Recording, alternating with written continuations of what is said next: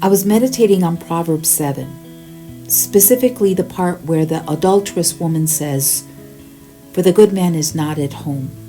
He is gone on a long journey. He has taken a bag of money with him and will come home at the day appointed." It sparked something in me. I don't know if it's connected, but I started thinking about other scriptures where there's a theme of absence, where someone in authority or a figure of significance is gone for a time. It reminded me of the parable Jesus gave about the vineyard. The owner entrusted it to tenants and went on a long journey. While he was gone, the tenants became brazen, rebellious. They rejected the messengers he sent, killing them one by one, and ultimately killed his son, thinking they could seize control. It's the same concept. The owner is absent for a time, and in that absence, people reveal their true hearts. Then I thought about the parable of the 10 virgins in Matthew 25. The bridegroom delayed, and because of the delay, 5 of them grew unprepared, letting their lamps run dry. Again, the theme. Where is he? The bridegroom is gone, and the delay tests the faithfulness of those waiting. It also brought to mind Moses on Mount Sinai. He was gone for 40 days and nights, and the Israelites couldn't handle his absence. They grew restless and impatient, and instead of remaining faithful, they made a golden calf to worship, turning to idolatry.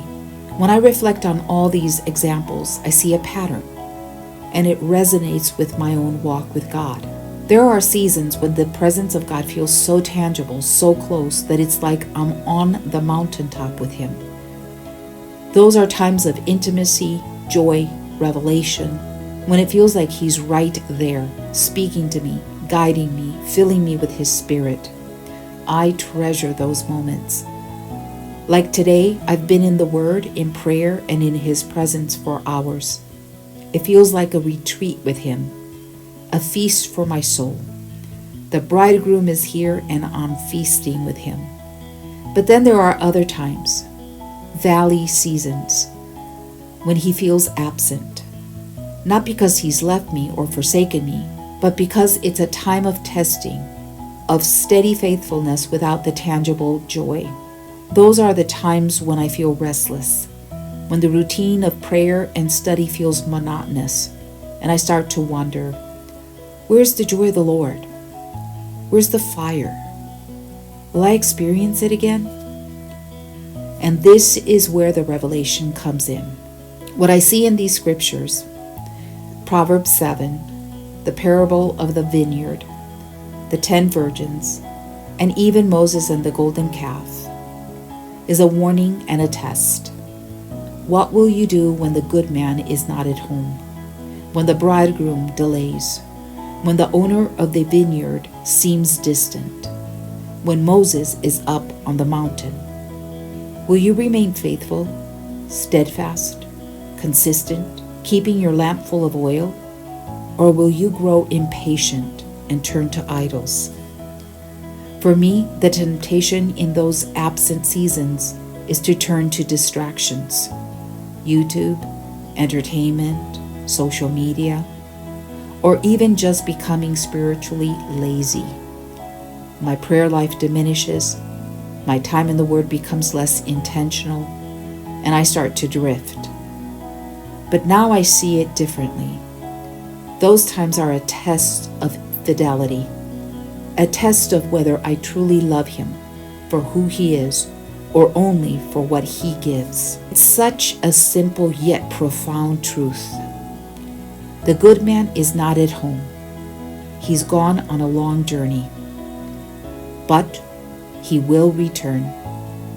What matters is what I do in the waiting. Will I remain faithful? Will I keep seeking Him even though I don't feel His presence or hear His voice? Will I keep my lamp full of oil? Or will I let it run dry?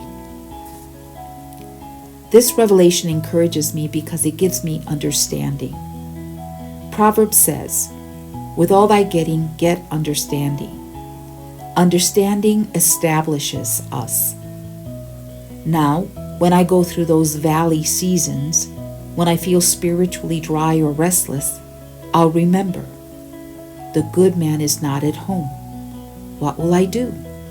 Will I remain faithful? And by God's grace, I will. Whether I'm on the mountaintop or in the valley, I will keep coming to Him, trusting that the bridegroom will return at the appointed time. Praise the Lord, for He is faithful. Even when we're being tested, He uses every season, both the highs and the lows, to shape us and draw us closer to Him.